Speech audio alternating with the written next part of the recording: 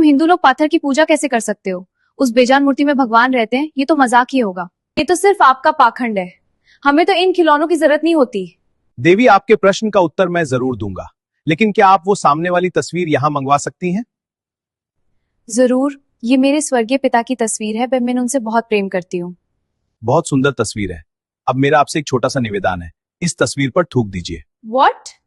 आप क्या कह रहे हैं स्वामी जी? ये मेरे पिता है, मैं इनका अपमान कैसे कर सकती हूँ? इस पर सिर्फ रंग लगे हैं, इसमें न जान है न ये बोल सकता है। इस पर थूकने से आपके पिता को कैसे चोट लगेगी? थूकिए। स्वामी जी, ये सिर्फ कागज नहीं है, ये मेरी पूरी दुनिया है। इस तस्वीर को देखकर मुझे उनका प्यार याद आता है। आप मेरी भावनाओं का मजाक उड़ा रहे हैं। बस देवी, यही बात मैं आपको समझाना चाहता था।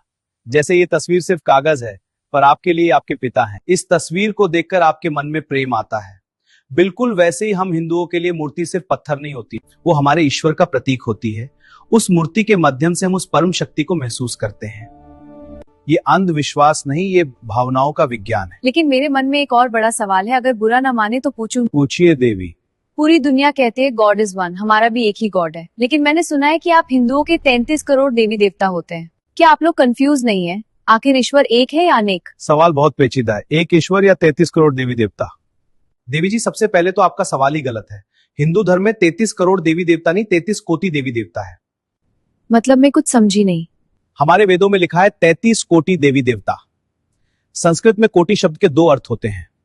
अंग्रेजों ने कोटि का अनुवाद करोड़ कर दिया और मजाक बना दिया। सिर्फ 33 प्रकार? कौन कौन से?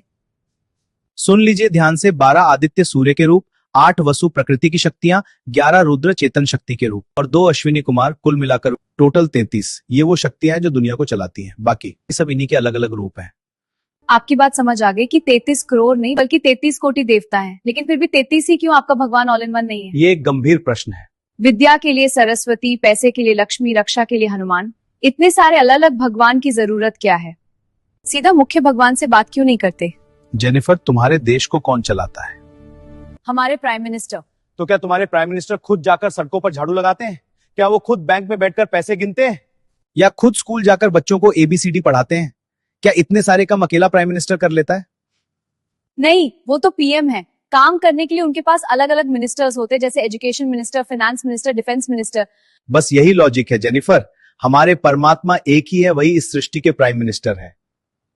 लेकिन इतनी बड़ी सृष्टि को सिस्टमैटिक तरीके से चलाने के लिए उसने अलग अलग विभाग बांट रखे हैं। जैसे अगर तुम्हें नॉलेज चाहिए तो एजुकेशन मिनिस्टर के पास जाओ, यानी माँ सरस्वती। अगर धन चाहिए तो फाइनेंस मिनिस्टर के पास जाओ, यानी माँ लक्ष्मी। अगर सुरक्षा चाहिए तो डिफेंस मिनिस्टर यानी हनुमान जी, और अगर बारिश चाहिए तो वाटर मिनिस्टर यानी इंद्रदेव। ओह, तो ये सब एक गवर्नमेंट सिस्टम की तरह काम करता है। बिल्कुल। हम अलग अलग देवताओं की पूजा इसलिए करते हैं ताकि उस विशेष शक्ति का लाभ ले सके। लेकिन याद रखना जेनिफर, मिनिस्टर कोई भी हो, पावर उसी एक परमात्मा से आती है। वाओ, इतना ऑर्गेनाइज सिस्टम। आज समझ आया कि सनातन धर्म सिर्फ आस्था नहीं, पूरा मैनेजमेंट सिस्टम है। ईश्वर एक है लेकिन उसकी शक्तियां अनेक हैं। सही चैनल चुनिए, अर्जी जल्दी सुनी जाएगी।